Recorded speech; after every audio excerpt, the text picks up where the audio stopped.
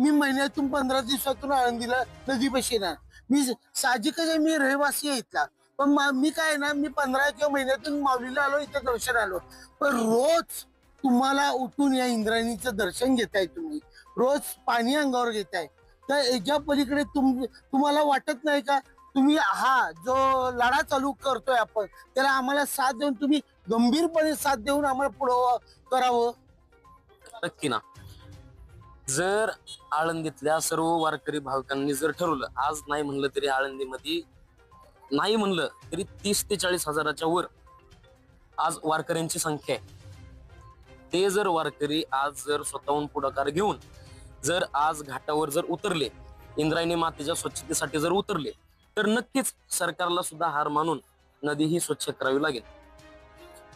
मी मुलाखत तुमची खास का घेतोय, पहिली सुरुवात का करतोय, एक तर तुम्ही यंग आहात,